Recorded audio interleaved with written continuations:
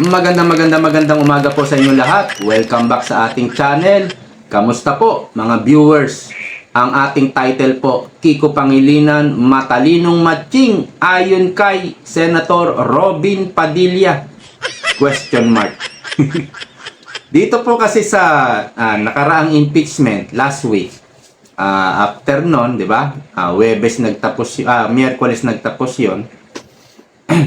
Binatikos, binash na si Senator Robin ng mga netizen, ng mga basher na alam naman natin mga anti-Duterte ang babanat dyan kay Senator Robin dahil napaka dedicated ni Senator Robin sa pagsuporta sa mga Duterte. So, hindi yan babanatan ng mga Duterte. I'm sure mga Dilawan yan, NPA, and others. So, doon sa paggamit niya ng Google Translator, yung mga tanong niya, yun yung binabas sa kanya na kulang na lang tawaging bobo, walang pinag-aralan, kulang sa kaalaman. Yan yung mga bash kay Senator Robin at meron pa nga siyang keynote at may gumawa ng picture na ito, no, na nakatoga, may hawak na diploma. At doon sa isang building sa likod, mababasa nyo na University of Prison. Actually, nagpapasalamat nga raw si Ginoong Robin Padilla doon sa gumawa nitong picture. Kahit na alam naman niya na inaasar lang siya. No? So marami pong nang asar, nangutya, nang bash kay Robin Padilla sa nakaraang performance niya. At eto naman yung sagot niya. No? Pero bago itong sagot ni Senator Robin, alam nyo, kahit anong sabihin nyo kay Senator Robin, si Senator Robin, binoto ko po yan, at siya po yung naging number 1 sa resulta ng bilangan sa pagkasenador noong 2022. Top notcher po yan. Number 1 po yan. At binoto ko po yan. At hindi ko pinagsisisihan. Bakit? Tignan nyo po si Robin Padilla. Wala po siyang kinasasangkutan pagdating po sa korupsyon, lalong-lalo na sa flood control. May issue ba siya tungkol sa flood control o sa kahit anong korupsyon?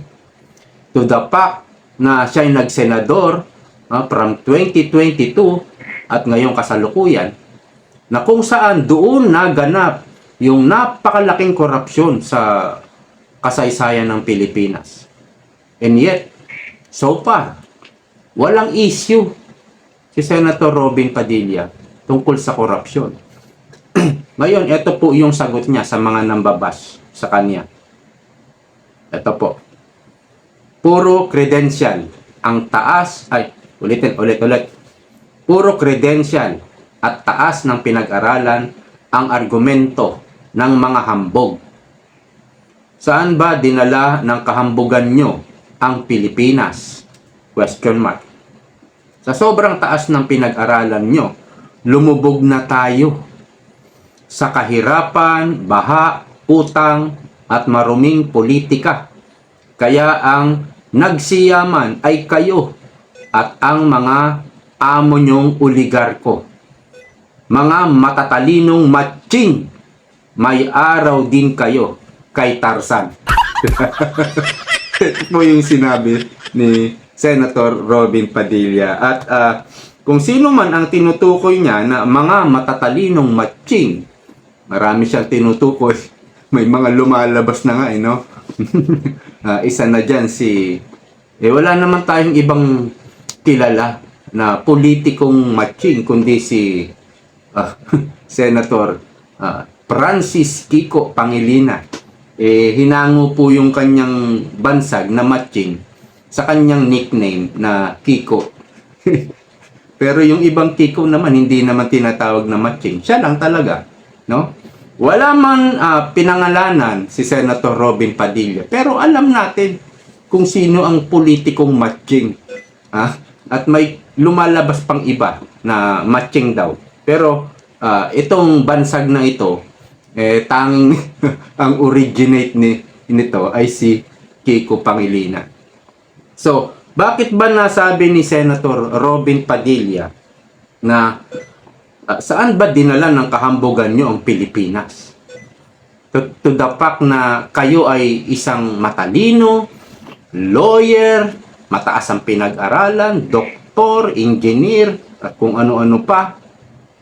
Pero ano ba nangyari sa ating bansa? To the fact na ang tatalino ninyo, kayo ay makadiyos, makabayan, talagang nagmamahal sa bayan. Ganyan kung mag-post sa Facebook yung mga yan eh.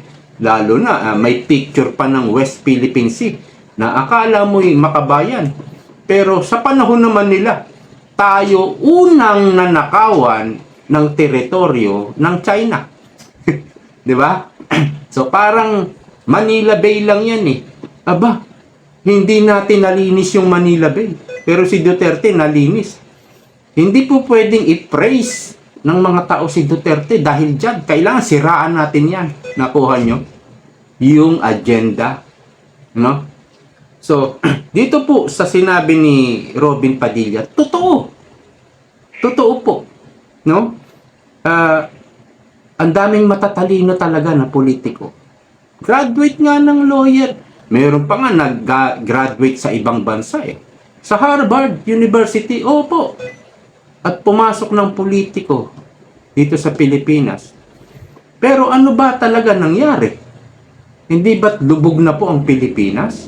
Okay, dito po sa Dilawan, meron silang naging dalawang presidente.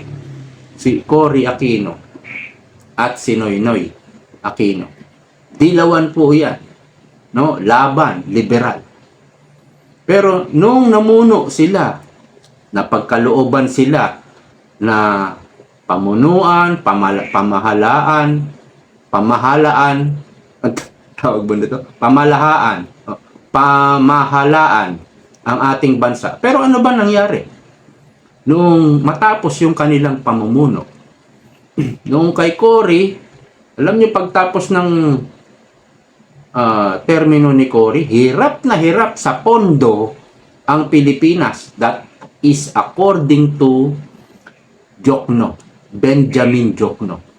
Yung isang secretary na maraming pinagtrabahuan na presidente.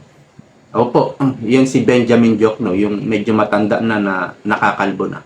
Naging secretary din po yan ni Duterte at ito ni Marcos pero nag-resign na nang hindi po na ibalita gaano ng media. Nung pagtapos ni Cory, sabi ni Jokno, hirap na hirap ang Pilipinas sa pera. Bakit? Ano nangyari? Bumagsak eh. Bumagsak po nung nagka-EDSA 2, EDSA 1 pala, EDSA 1. After po nun, hirap na hirap pong makapag-akit, hikayat ng investor dahil magulo pa nga nung panahon na yon. Ibig sabihin, walang progreso.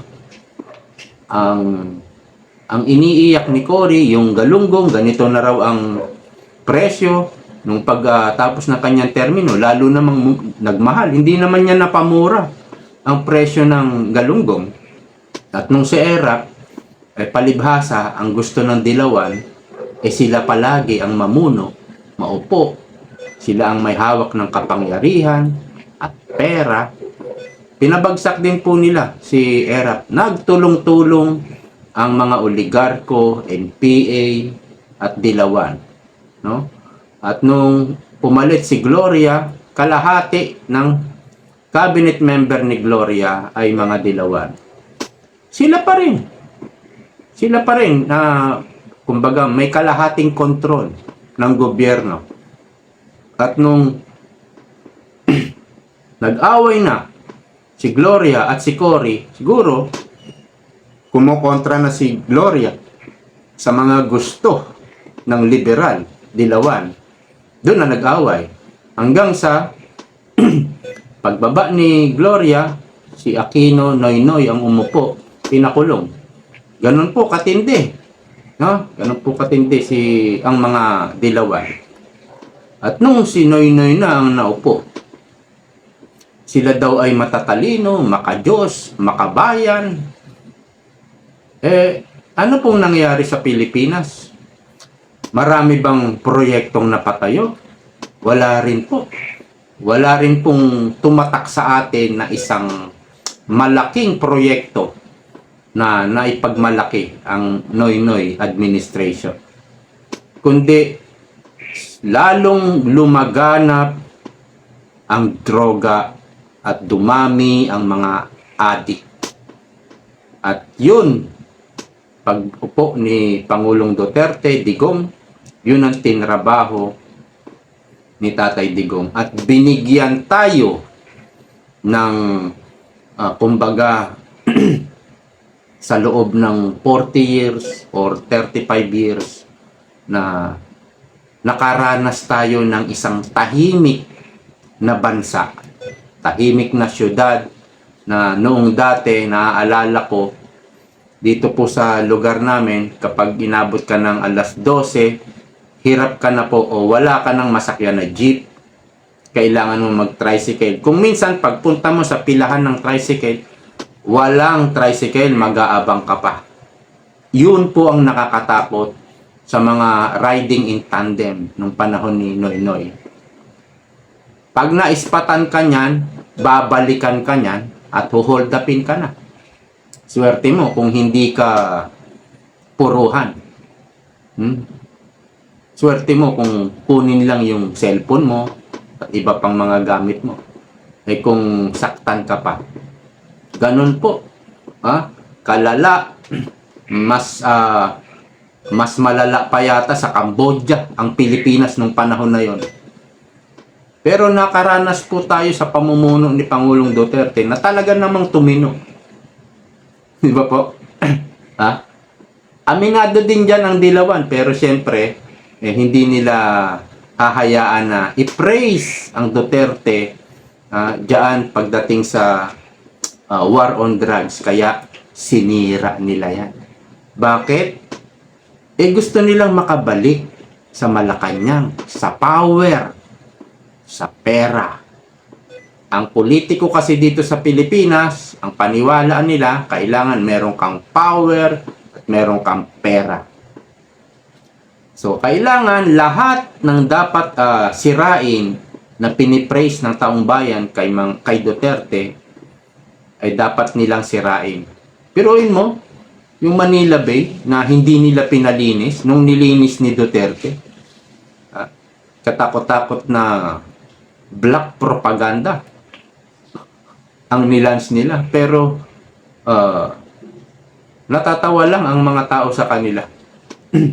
Paano mo masisiraan yung napakalinis na ngayon na Manila Bay? Ang dami nilang paninira na ginawa dyan. Yung war on drugs na hindi nila tinugunan. Pangalawa yan. Yung dumi, mga etchas sa Manila Bay, hindi nila tinugunan. Itong war on drugs, hindi nila tinugunan, at nung tinugunan ni Pangulong Duterte at naging mapayapa ang Pilipinas, kailangan nilang siraan. Kasi, hindi po pwedeng pabayaan nila yon. Hindi na sila makakabalik talaga sa Malacanang. Kaya kailangan nilang siraan. At iba pang mga magagandang ginawa ni Pangulong Duterte, kailangan nilang sirain. Hanggang dumating na nga dito kay Vice President Sara Duterte. Noong 2025, nakabalik si Kiko Bam Aquino. Bakit? Dahil kinain nila yung kanilang isinusuka ng 40 years. 40 years nilang isinusuka, sinasabihan nilang magnanakaw, nag-abuse ng power, magnanakaw, nag-abuse ng power, etc. Kung ano pang mga sinasabi nila tungkol sa mga Marcos. Pero, para makabalik sila bilang senador, kinain nila yung kanilang suka. Totoo po yan. Na kung hindi kay Lisa Marcos, hindi makakabalik yan si Kiko at si Bam. Dinaya lang po yan. Opo, dinaya lang yan. Kaya sila kumain ng kanilang sariling suka para makabalik sa pagiging senador. At yun na, nandito na sila, nakabalik na ng pagiging senador, at ang target nila, susunod, Malacanang. No? Hindi lang nila ngayon hinahayag kung paano nila i-execute kung sino ang tatakbo sa kanila. Hindi pa. Ang kailangan muna nilang gawin ay pabagsakin si Vice President Sara Duterte. Kasi marami pong naniniwala sa mga kalaban na hindi talaga nila kaya. Ultimo sila, naniniwala silang hindi nila kaya. Kaya kailangan nilang sirain. Kasi kung kayang-kaya nilang talunin si Vice President, bakit pa nila pilit na ini-impeach? Bakit pilit nilang pinapabagsak? Kasi nga hindi nila kaya. No? So, yan na po ang nangyayari sa kasalukuyan. Kaya, kung papagmasdan nyo po yung sinasabi ni Senator Robin Padilla, sa sobrang taas ng pinag-aralan nyo, lumubog na tayo. Patama po yan sa mga matatalinong matching. Nasaan na yung talino nyo? Kala ko, kayo talaga yung bagay na maupo, maging leader. At nung kayo'y pinahintulutan, pinagbigyan na mamuno, mamahala sa ating bansa, nasaan tayo ngayon? Lumubog na tayo sa kahirapan, baha, utang, at maruming politika. Kaya, ang nagsiyaman ay kayo. Opo, mga bilyonaryo po yung mga yan. At ang mga amo nyong oligarko. Marami kasing oligarko. May mga pet po yan. May pet yan na congressman. Baka marami yan. May pet yan na mga senator. At pag inutusan sila ng amo nila, opo. Opo yan. Mga senador yan, ha. Pero mga utusan sila ng oligarko. Kayo, yan ba yung mga gusto nyong senador? Ha? Na kung ano yung gusto ng oligarko, opo lang sila ng opo at sunod sila ng sunod. Sabagay, ginugusto nila yan kasi kung meron ba namang maleta, bigay mo sa akin yung project niya yan, gamitin mo pagka-senador mo, may maleta ka. So, ang nangyayari, ang nagsasuffer, yung pondo natin ay katiting lang po ang nagagawa sa mga proyekto. Kasi nga, may mga SOP nang binabawas. So, sinong magsisiyaman? Tama si Robin? Ang mga oligarko. At kayo. Kayo lang. Ngayon, pinagsisiksikan nila, sila pa rin yung matalino, sila pa rin yung makabayan, no? Lumalaban sa West Philippine Sea. Sila pa rin yung makadiyos. Binigyan na nga kayo ng pagkakataon. Pero ano ba nangyari? Hindi ba't wala rin? Lumubog din tayo. Si Duterte lang ang nag-angat. Oo, makikita niyo po yan sa mga hatol ng mga international bodies na kung saan ang Pilipinas ay naging fastest growing countries in Southeast Asia.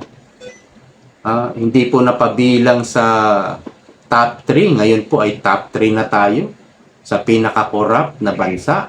Hindi po nangyari yan noong panahon ni Pangulong Duterte. Wala pong nagawang maganda yan, in short, yung mga dilawan. Lalo na sa panahon ni Marcos. Duterte talaga ang nagpa-asenso at nagbigay ng kapayapaan sa atin. Duterte po.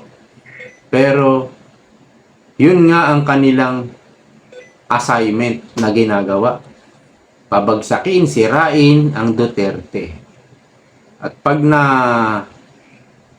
napabagsak nila si VP Sara, wala po tayong nakikita na magkakaroon ng pag-asenso, kapayapaan ang Pilipinas. Wala pong kasaganaan. Talunuhan nyo rin, kagaya ng matatalinong matching. See you next time. Bye-bye.